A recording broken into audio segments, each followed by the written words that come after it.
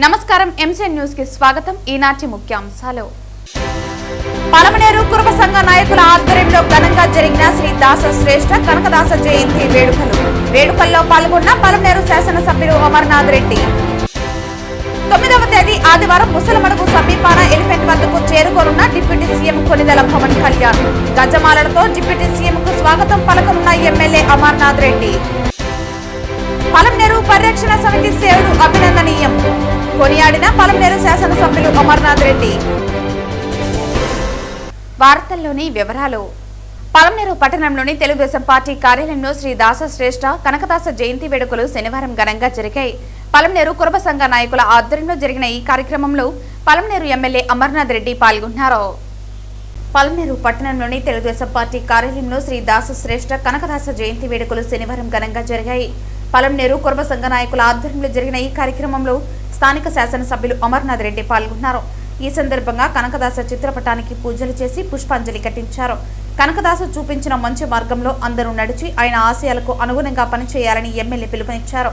ప్రభుత్వం సైతం కనకదాసు జయంతిని అధికారికంగా ప్రకటించి ఎన్నో కార్యక్రమాలను నిర్వహిస్తోందని ఆయన వివరించారు. భక్త కనకదాస జయంతి సందర్భంగా ప్రజలందరికీ కూడా జయంతి శుభాకాంక్షలు తెలియజేసుకుంటూ ఈరోజు రాష్ట్ర ప్రభుత్వం కూడా కనకదాస జయంతిని ప్రభుత్వ అధికారిక కార్యక్రమంగా కూడా ప్రకటించడం, ఈరోజు నారా లోకేష్ గారు ఆయన నేరుగా కళ్యాణదుర్గంలో ఈ కార్యక్రమంలో భాగస్వాములు కావడం, పాదయాత్ర సందర్భంగా ఏదైతే ఆనాడు మాట ఇచ్చారో ఆ మాట ప్రకారమే ఈరోజు కనకదాస జయంతిని అధికారంగా కూడా ప్రకటించి మొట్టమొదటిగా కూడా ఆయన రావడం, ఇది కూటమి ప్రభుత్వానికి నమ్మకానికి ప్రతీకగా నేను తెలియజేసుకుంటున్నాను. ఎందుకంటే కనకదాస జయంతికి సందర్భంగా చాలామంది ఈ రాయలసీమ ప్రాంతంలో ఎక్కువ మంది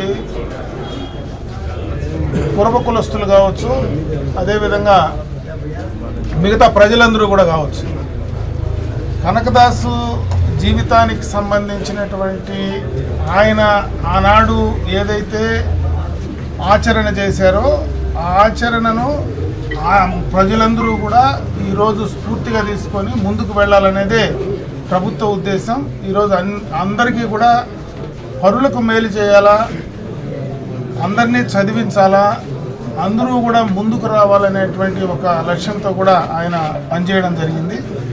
ఆ స్ఫూర్తితోనే ఈరోజు మనమందరం కూడా ఈరోజు జయంతి సందర్భంగా ఆయన ఒకసారి స్మరించుకొని ఆయన జీవితానికి సంబంధించి ఆయన ఏదైతే కోరుకున్నాడో దాన్ని ఆచరించడానికి మనమందరం కూడా కంకణబద్దులై ముందుకు వెళ్ళాలని చెప్పి నేను మనస్ఫూర్తిగా తెలియజేసుకుంటూ ఈరోజు ఈ రాష్ట్ర ప్రజలకు, ఎందుకంటే ఈ రాష్ట్రమే కాదు, కర్ణాటక కావచ్చు, ఆంధ్ర రాష్ట్రం కావచ్చు, పార్ట్ ఆఫ్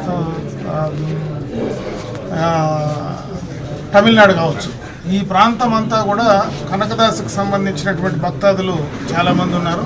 వారందరికీ కూడా ఈ జయంతి సందర్భంగా శుభాకాంక్షలు తెలియజేసుకుంటూ ఆనాడు ఏదైతే వీరేంద్ర స్వామికి సంబంధించినటువంటి గుళ్ళు ఈ రాష్ట్రంలో ఉన్నాయో ఆ పూజారులందరికీ కూడా ఈరోజు మిగతా గుడులకు ఏ రకంగా అయితే ధూపదీప నైవేద్యం కింద డబ్బులు ఇస్తూ ఉన్నారో అదేవిధంగా ఆ గుడిలో ఉండేటువంటి పూజారులందరూ కూడా ఇవ్వాలని కూడా త్వరలోనే ప్రభుత్వం మన సూచనప్రాయంగా అంగీకరించింది.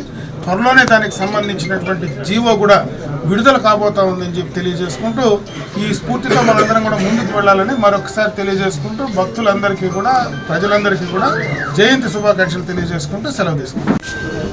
ఈరోజు గౌరవనీయులు మన ముఖ్యమంత్రి వర్యులు నారా చంద్రబాబు నాయుడు గారు ఈరోజు అధికారికంగా కనకదాస జయంతి అనౌన్స్ చేసినారు గవర్నమెంట్ తరఫున.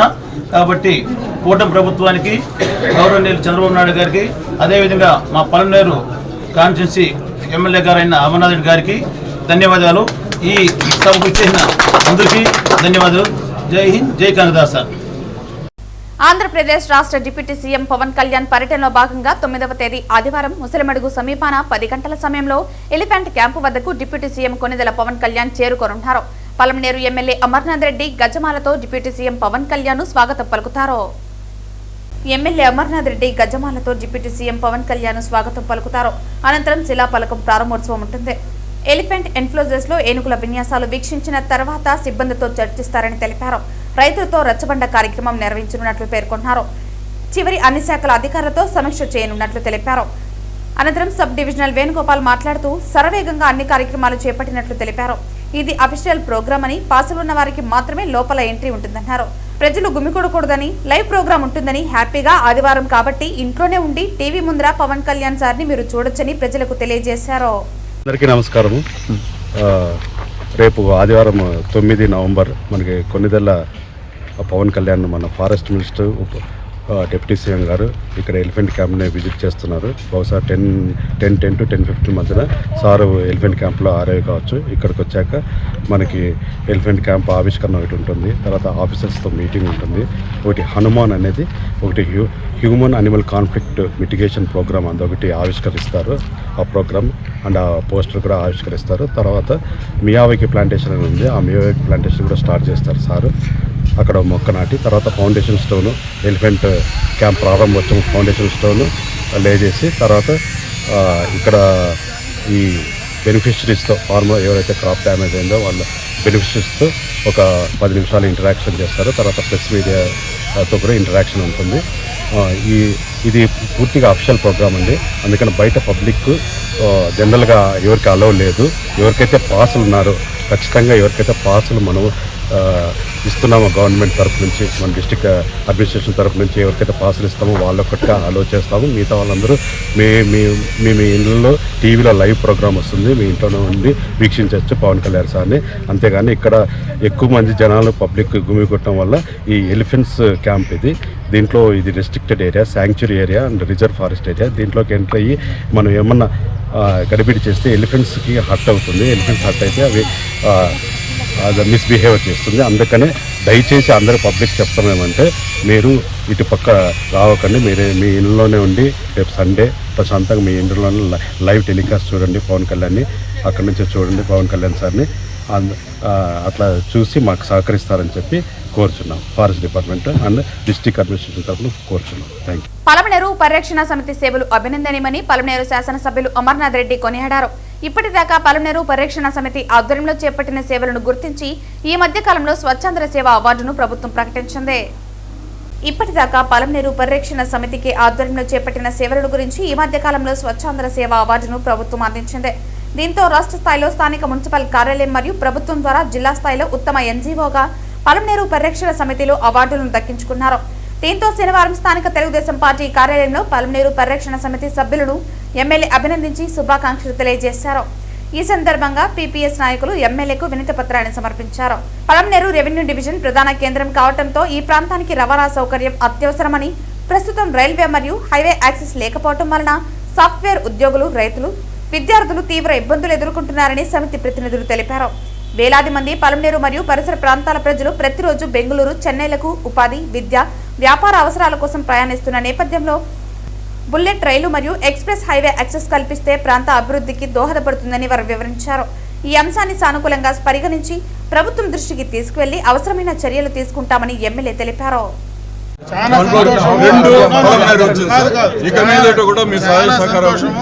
పలమనేరు మున్సిపాలిటీకి రావడం, పలమనేరు పరిరక్షణ కమిటీకి రావడం, ఇది ప్యూర్లీ ఒక ఆర్గనైజేషన్. ఊరికే ఏ లాభాపేక్ష లేకుండా పబ్లిక్ ఇష్యూస్ పైన పోరాడేది, పనిచేసేటువంటి ఈ యొక్క సంస్థకు రావడం నేను ఈ పలమనేరు వాసిగా నా 100% నేను సంతోషిస్తాను. మీ అందరికీ కూడా నా శుభాకాంక్షలు తెలియజేస్తాను. దీన్ని ఇట్లనే కంటిన్యూ చేయండి, ఇట్లనే పోరాడండి, పోరాడండి. నా సహకారం ఏం కావాలని ఆశీర్వాదం వద్దు, నాకు సహకారం మీకు ఎప్పుడు కావాలన్నా ఏ నిమిషంలో అర్ధరాత్రి కావాలన్నా చెప్పు ఉంటాను. ఎర్రచంద్రం స్మగ్లర్లపై ఉక్కుపాదం మోపుతామని ఉప ముఖ్యమంత్రి పవన్ కళ్యాణ్ హెచ్చరించారు. తిరుపతి జిల్లాలోని మామండూరు అటవీ ప్రాంతాన్ని, మంగళంలోని ఎర్రచంద్రం గోదామును పరిశీలించారు. తిరుపతి జిల్లా కలెక్టరేట్లో అటవీ అధికారులతో సమీక్ష అనంతరం ఆయన మీడియాతో మాట్లాడారు. ఎర్రచంద్రం చెట్టు వెనుక ఆధ్యాత్మిక చరిత్ర ఉందని, వెంకటేశ్వర స్వామి గాయం నుంచి పుట్టిందని పురాణాల ద్వారా తెలుస్తోందన్నారు. ఎర్రచంద్రం అక్రమ రవాణాపై జిల్లాల ఎస్పీలతో సమీక్ష నిర్వహించినట్లు తెలిపారు. శేషాచలం అడవుల్లో స్మగ్లర్లు దాదాపు 2 లక్షల ఎర్రచందనం చెట్లు కొట్టేసి ఉంటారని అధికారులు అంచనా వేశారు. అక్రమ రవాణాను అడ్డుకునేందుకు టాస్క్ ఫోర్స్ ను ఏర్పాటు చేశామని, స్మగ్లింగ్ ను అరికట్టేందుకు ఏపీ, కర్ణాటక మధ్య ఒప్పందం చేసుకుందామని కర్ణాటక సీఎం సిద్ధరామయ్యను కోరారు. ఇప్పటికే ఎర్రచందనం స్మగ్లింగ్ చేస్తున్న 4 కింగ్ పింగ్ ను గుర్తించామని, వారిని పట్టుకునేందుకు చర్యలు చేపడుతున్నామని అన్నారు. శేషాచలం అడవుల్లో మాత్రమే ఉండే ఎర్రచందనం చెట్లు పర్యావరణాన్ని కాపాడుతాయని, ఈ చెట్లు నరికివేతలో స్థానికులు పాల్గొనవద్దరని అన్నారు. ఆపరేషన్ కంగారును అమలు చేస్తున్న ఈ దేశంలో ఎర్రచందనం స్మగ్లర్లు ఆట కట్టించడం పెద్ద లెక్క కాదన్నారు. స్మగ్లింగ్ స్వచ్ఛందంగా ఆపకపోతే ఎలాంటి చర్యలకైనా వెనకాడమని తెలిపారు. అటవీ చట్ట ప్రకారం ఎర్రచందనం స్మగ్లర్లు ఆస్తులు ప్రభుత్వం స్వాధీనం చేసుకుంటుందని, ఒకసారి ఆపరేషన్ మొదలు పెడితే వెనుతిరిగే ప్రసక్తే ఉండదన్నారు. పర్యావరణాన్ని విధ్వంసం చేస్తే చూస్తూ ఊరుకోమని, ఎర్రచందనం నరికేవేతలో పాల్గొనే తమిళనాడు కూలీలకు కూడా అవగాహన కల్పిస్తామన్నారు. శ్రీ వెంకటేశ్వర స్వామి భక్తులు కూడా ఎర్రచందనాన్ని కాపాడుకునేందుకు ప్రయత్నించాలని పవన్ తెలిపారు. నేను అటవీ శాఖ బాధ్యతలు తీసుకున్నాక, పర్యావరణ బాధ్యతలు తీసుకున్నాక ముందుగా రెడ్ శాండర్స్ ఎర్రచందనం స్మగ్లింగ్ ఒకటి ఇది నా దృష్టిలో ఉంది. గత 14 నుంచి 19 వరకు ఒక విధానంలో ఉంటే 19 నుంచి 24 వరకు చాలా విపరీతమైన ఎర్రచందనం స్మగ్లింగ్ జరిగింది. అంటే ఉదాహరణకి ఒక సంవత్సరం అటు ఇటుగా, అంటే ఇది మీ దృష్టికి తీసుకురావడానికి, పొద్దున డిపోలోకి వెళ్తే నేను అక్కడ ఉన్నది దాదాపు 2,60,60,000 దుంగలు ఉన్నాయి, ఎర్రచందనం దుంగలు. అంటే కనీసం 2 దుంగలైనా కలిపి ఒక చెట్టు అనుకుంటే ఈ 6 సంవత్సరాల్లో 5-6 సంవత్సరాల్లో 1,30,000 ఎర్రచందనం చెట్లు అడ్డగోలుగా నరికేశారు.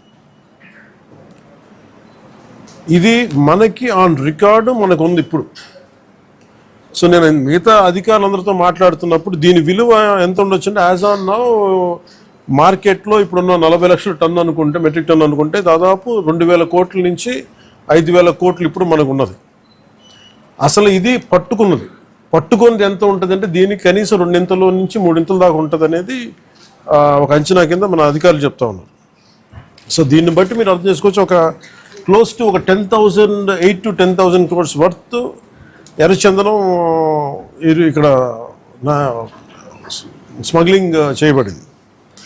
సో నేను ఛార్జ్ తీసుకున్న తర్వాత ముందస్తుగా ఏం చేసాం, ఏంటి ఇష్యూస్ ఉన్నాయంటే, మేము కర్ణాటక రాష్ట్రానికి వెళ్ళి మాట్లాడుతున్నప్పుడు అంటే ఎంత అలసత్వంతో ఉన్నాం అని చెప్పడానికి 140 కోట్ల ఎర్రచందనం దొంగలు కర్ణాటక అటవీ శాఖ అధికారులు స్వాధీనం చేసుకున్నారు. దాన్ని వాళ్ళు అమ్మేశారు. అది నేను కుంకి ఏనుగుల కోసం వెళ్ళి వాళ్ళతో ఇంటరాక్షన్లో వాళ్ళు థ్యాంక్స్ చెప్తున్నాను, మీకు థ్యాంక్స్ చెప్పాలి, మాకు మీ వల్ల మాకు 140 కోట్లు మా అటవీ శాఖకి వచ్చినాయి అని. ఏంటి వచ్చినాయి అంటే, మీరు కొట్టేసిన ఎర్రచందనం, మీ స్మగ్లర్లు కొట్టేసిన ఎర్రచందనం దొంగలు మేము ఇక్కడ పట్టుకుని దాన్ని వేలం పాటలు అమ్మేసి మాకు 140 కోట్లు వచ్చిందని. అంటే దీనికి అప్పుడున్న మంత్రులు కానీ ఒక్కరు కూడా బాధ్యత తీసుకోలేదు ఈరోజు. దాన్ని పొలిటికలైజ్ చేయడానికి కూడా పెద్ద ఎక్కువ మాట్లాడే దాని గురించి, ఎందుకంటే జరిగిపోయిన దాని గురించి మనం ఏం చేయలేం, కానీ ఏం కరెక్షన్స్ చేయాలి భవిష్యత్తులో అనే దాని మీద ఉంది. దీంట్లో కూర్చోబెట్టి ఎస్పీ సుబ్బారెడ్డి గారి నేతృత్వంలో టాస్క్ ఫోర్స్ పనిచేస్తూ ఉంది, రెడ్ శాండర్స్ని ట్యాకిల్ చేసే టాస్క్ ఫోర్స్. దీని గురించి కూర్చోబెట్టి అటవీ శాఖ అధికారులతోటి కానీ అండ్ టాస్క్ ఫోర్స్ అధికారులందరితో కూర్చోబెట్టి 5 జిల్లాల ఎస్పీలతో కూర్చొని మాట్లాడాము. ఇప్పుడు దాకా ఒక రివ్యూ మీటింగ్ చేశాం. చిత్తూరు జిల్లా కలెక్టర్ సుమిత్ కుమార్ జర్నలిస్టులపై మాట్లాడిన తీరుకు నిరసనగా తిరుపతి గాంధీ సర్కిల్ వద్ద జర్నలిస్టులు ధర్నా నిర్వహించారు. తిరుపతిలో జరిగిన విలేకరుల సమావేశంలో వారు మాట్లాడుతూ, ప్రధాని నరేంద్ర మోదీ నాయకత్వంలో దేశం గత శతాబ్ద కాలంగా అభివృద్ధి పథంలో నింగిని చేరిందని, ప్రపంచం భారతదేశాన్ని గౌరవంగా చూస్తోందని తెలిపారు. డాక్టర్ బాబాసాహెబ్ అంబేద్కర్ అందించిన రాజ్యాంగం ప్రపంచంలోనే అత్యంత పటిష్టమైన ప్రజాస్వామ్య పునాది అని పేర్కొన్నారు. రాహుల్ గాంధీ చేస్తున్న ఆరోపణలు రాజ్యాంగాన్ని అవమానపరచడమేనని ఆయన ఆక్షేపించారు. హర్యానాలో ప్రధాని మోదీ నాయకత్వంలో జరుగుతున్న అభివృద్ధి రాహుల్ గాంధీ కంటికి కనిపించకపోవడానికి కారణం అభివృద్ధి అంటే ఏమిటో ఆయనకే తెలియదని ఎద్దేవా చేశారు. భారతదేశ ప్రజాస్వామ్యాన్ని మరియు రాజ్యాంగాన్ని అవమానపరిచిన రాహుల్ గాంధీ తక్షణం దేశ ప్రజలకు క్షమాపణ చెప్పాలని డిమాండ్ చేశారు. నరేంద్ర మోదీ నాయకత్వంలో భారతదేశం ప్రపంచంలో సూపర్ పవర్ గా మారుతుందని ఆయన ఉద్ఘాటించారు. ఈ విలేకరుల సమావేశంలో పలువురు బీజేపీ నాయకులు పాల్గొన్నారు. అంత అల్లాడిపోతున్నాం. దేశం ఎలా ఉంది, ఇతర దేశాలు మన మీద ఎలాంటి యుద్ధం ప్రకటిస్తున్నారు, అన్ని వర్గాల్లో కూడా తినే తిండి కాడి నుంచి, చేసే పనిముట్ల కాడి నుంచి, చదివే చదువు కాడి నుంచి ఉన్నటువంటి అన్ని రకాల దాంట్లో కూడా ఇతర దేశాలు ఇండియాని టార్గెట్ చేస్తున్నాయి. ఇది ఏదో గురుస్థానానికి వెళ్ళిపోతుంది, ఇది రేపు మనం వీళ్ళ మీద ఆధారపడిపోవాలేమో, లేకపోతే మన పరిస్థితి ఏందని. మనం ఒకరి మెప్పు కోసమో ఒకరిని మనం తెలియదాం. మన శక్తి ఏంటి, మన బలం ఏంటి అనేది మనం ఆల్రెడీ ప్రూవ్ చేసుకున్నాం. కోవిడ్ టైంలో యావత్ ప్రపంచ దేశాలన్నీ గడగడగడ వణికిపోతుంటే ఆ మెడిసిన్ కనుక్కునే విషయంలో పూర్తి స్థాయిలో విఫలమైనాయి అన్ని దేశాలు కూడా. కానీ ఒక్క భారతదేశం వైద్య రంగమే కాదు, శాస్త్రవేత్తలే కాదు, సైంటిస్టులు కానీ అందరూ ప్రతి ఒక్కరు కష్టపడి with in a span of period 2-3 నెలల్లో ఆ వ్యాక్సిన్ తీసుకొని పరీక్షలు జరిపి 4 నెలల్లో మన దేశంలో ఉన్న 140 కోట్ల మందికి ఉచితంగా భారతీయ జనతా పార్టీ ప్రధానమంత్రి నరేంద్ర మోడీ గారే ఫ్రీగా ఇవ్వడం జరిగింది. అలాగని గొమ్మనైపోలేదు. మనతో నమ్ముకొని ఉన్న మన చుట్టుపక్కల ఉన్న 110 దేశాలకు కూడా ఆ వ్యాక్సిన్ ని మనం ఉచితంగా పంపించాం. అంటే మన దేశం యొక్క శక్తి సామర్థ్యాలు ప్రపంచ దేశాలకు తెలియజేసే స్థానంలో ఈరోజు ప్రధానమంత్రి నరేంద్ర మోడీ గారు అన్ని రంగాల్లో కూడా ముందున్నారు. ఇది చూసి ఓడలేక ఏం చేయాలో అర్థం కాక ఎక్కడున్నామో తెలియకుండా ఈ వ్యవస్థల మీద, అధికారుల మీద, ఇట్లా ఎలక్షన్ మీద ఈ విధమైన తప్పుడు ప్రచారం చేయడం భావ్యం కాదు. రెండోది ఇదే చెప్తున్నా, ఈవీఎంలు అనేది ఇప్పుడు రాదు, ప్రధానమంత్రి నరేంద్ర మోడీ గారు వచ్చినప్పుడుది కాదు. వాళ్ళు కాంగ్రెస్ పార్టీ ఉన్నప్పుడు కూడా జరిగినాయి, అప్పుడు వాళ్ళు కూడా అత్యధిక రాష్ట్రాల్లో వచ్చారు. మరి ఆ రోజు ఈవీఎంలు తప్పుపట్టలేదే, ఆ రోజు ఎలక్షన్ కమిషన్లు తప్పుపట్టలేదే. వాళ్ళు గత 15, 20, 30 సంవత్సరాలుగా చేశారు దేశంలో అధికారంలో. మరి అప్పుడు తప్పు లేదా ప్రజాస్వామ్య వ్యవస్థ మీద, అప్పుడు తప్పు లేదా ఎలక్షన్ కమిషన్ మీద కానీ ఈ వీటన్నిటి మీద? మరి ఈ రోజే ఎందుకు గుర్తుకు వస్తుందో మాకు తెలియడం లేదు. ప్రజలు చాలా శ్రద్ధగా కష్టపడి వాళ్ళ అభివృద్ధి దిశగా పనిచేసే దృష్టిలో ఉన్నారు. మీరు తప్పుడు నిర్ణయాలు, తప్పుడు సమాచారాలు ఇచ్చి ఇట్లా వ్యవస్థలకి సమయాన్ని వృధా చేస్తూ వీళ్ళని తప్పుదోవ పట్టించదని భారతీయ జనతా పార్టీ డిమాండ్ చేస్తుంది.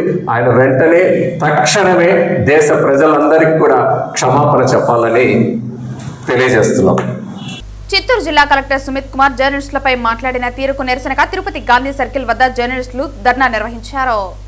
కలెక్టర్ ఇటీవల మీడియా ప్రతినిధులతో ఫోన్ ద్వారా మాట్లాడిన సందర్భంలో అవమానకరంగా ప్రవర్తించారని, జన సమస్యలను వెలుగులోకి తెచ్చే పత్రికా ప్రతినిధులకు తక్కువ చేసి మాట్లాడారని జర్నలిస్టులు ఆరోపించారు. ఈ ఘటనపై మీడియా వర్గాలు తీవ్ర ఆగ్రహం వ్యక్తం చేశాయి. ప్రజల కోసం మేము మాట్లాడతామని, అధికారుల దుర్వినియోగంపై రాస్తామని, కానీ దానికి ప్రతిగా అవమానం ఎదురవ్వటం సహించలేమని స్థానిక రిపోర్టర్లు తెలిపారు. తిరుపతి, చిత్తూరు, పుంగునూరు, గూడూరు తదితర ప్రాంతాల నుంచి పెద్ద సంఖ్యలో పత్రికా ప్రతినిధులు ఈ ధర్నాలో పాల్గొన్నారు. జర్నలిస్టుల చేతుల్లో ప్లకార్డులు పట్టుకుని మీడియా అవమానమంటే ప్రజా అవమానమని, పత్రికా స్వేచ్ఛను గౌరవించాలంటూ నినాదాలు చేశారు. అధికారుల ప్రవర్తనపై ప్రశ్నలు లేవనెత్తుతూ జర్నలిస్టులను బెదిరించడానికి పెట్టిన కేసులను వెంటనే ఎత్తివేయాలని వారు డిమాండ్ చేశారు. ఈ వ్యవహారం వెనుక రాజకీయ కోణం ఉందని ఆరోపిస్తూ కొంతమంది రాజకీయ నాయకుల ఆటతో కలెక్టర్ వ్యవహరించడం సరికాదని మండిపడ్డారు. జర్నలిస్టు సంఘాలు కూడా కలెక్టర్ చేసిన వ్యాఖ్యలను తీవ్రంగా ఖండించాయి. సంఘం నాయకులు రాష్ట్ర ప్రభుత్వానికి విజ్ఞప్తి చేస్తూ కలెక్టర్ వెంటనే వివరణ ఇవ్వాలని లేదా పత్రికా వర్గాలకు క్షమాపణ చెప్పాలని డిమాండ్ చేశారు.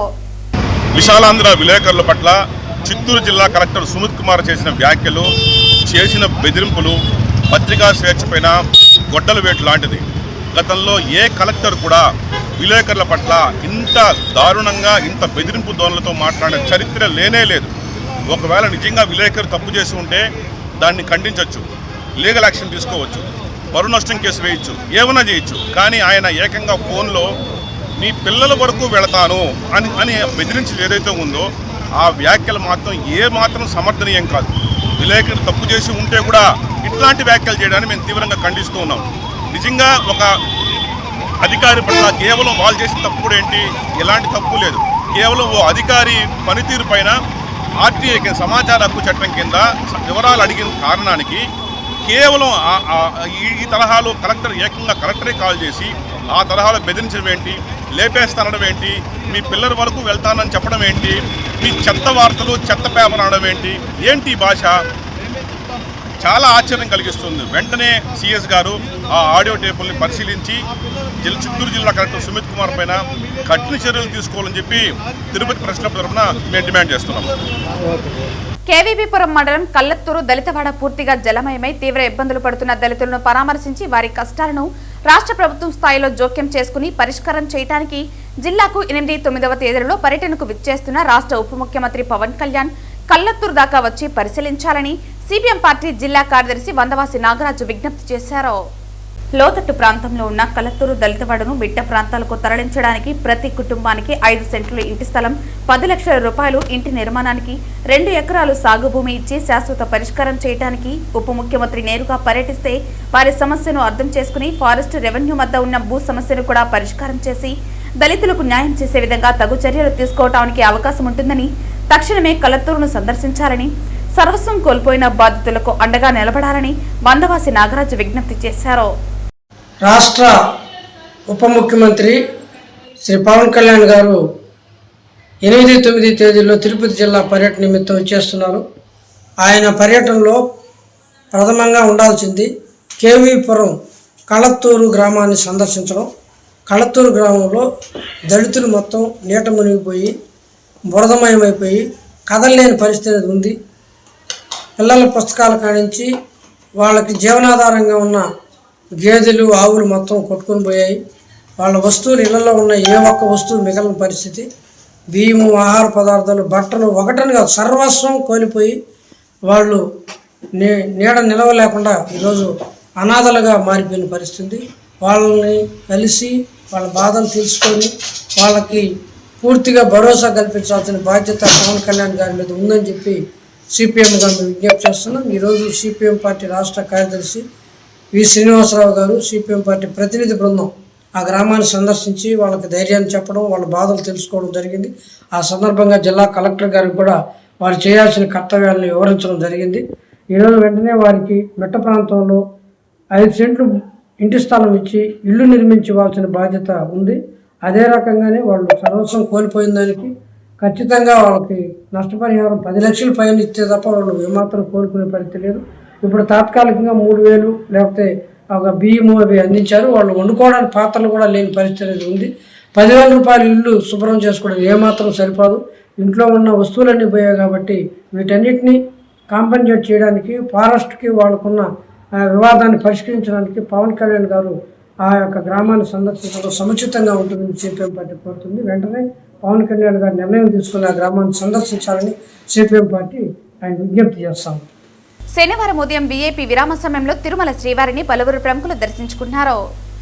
శనివారం ఉదయం వీఐపీ విరామ సమయంలో కేంద్ర మంత్రి హర్దీప్ సింగపూరి, సినీ హీరో అర్జున్, మాజీ మంత్రి ఆర్కే రోజా, సినీ నటి శైలజా ప్రియలు వేరువేరుగా కుటుంబ సభ్యులతో కలిసి స్వామివారి సేవలో పాల్గొని మొక్కులు చెల్లించుకున్నారు.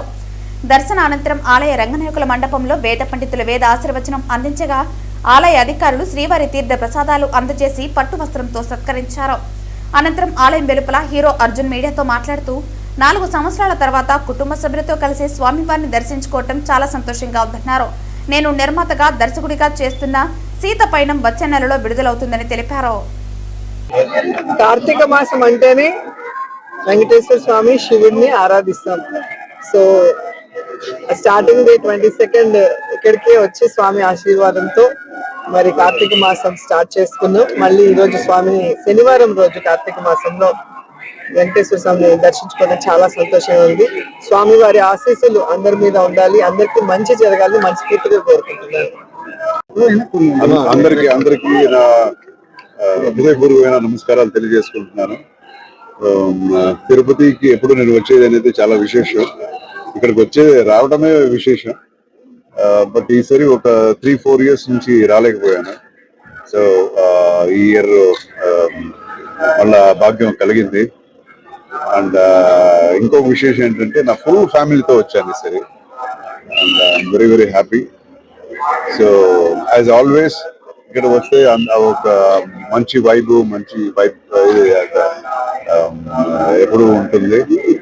అండ్ ఈ ఇయర్ వేరే సీతా పయనం అనే ఒక సినిమా నేను రిలీజ్ చేస్తున్నాను. నెక్స్ట్ మంత్ రిలీజ్ చేస్తున్నాను. నేను డైరెక్ట్ చేసి ప్రొడ్యూస్ చేసేది. సో అది ఇంకొక ముఖ్య కారణం రావడానికి. సో అందరికి, అందరి భక్తులందరికీ, ఆంధ్ర ప్రజలందరికీ, తెలంగాణ అందరికీ ఆ దేవుడు ఆశీర్వాదం ఎప్పుడు ఉండాలని కోరుకుంటున్నాను. God bless you. వార్తలు ముగించే ముందు ముఖ్యాంశాలు మరోసారి. పలమనేరు కురుబ సంఘ నాయకుల ఆధ్వర్యంలో ఘనంగా జరిగిన శ్రీ దాస శ్రేష్ఠ కనకదాస జయంతి వేడుకల్లో పాల్గొన్న పలమనేరు శాసనసభ్యులు అమర్నాథ్ రెడ్డి. 9వ తేదీ ఆదివారం ముసలమడుగు సమీపాన ఎలిఫెంట్ వద్దకు చేరుకోనున్న డిప్యూటీ సీఎం కొనిదెల పవన్ కళ్యాణ్. గజమాలలతో డిప్యూటీ సీఎం కు స్వాగతం పలకనున్న ఎమ్మెల్యే అమర్నాథ్ రెడ్డి. పలమనేరు పరిరక్షణ సమితి సేవలు అభినందనీయం కొనియాడిన పలమనేరు శాసనసభ్యులు అమర్నాథ్ రెడ్డి. ఈ వార్తలు ఇంతటితో సమాప్తం. తిరిగి వార్తల్లో మళ్ళీ కలుద్దాం. అంతవరకు సెలవు. నమస్కారం.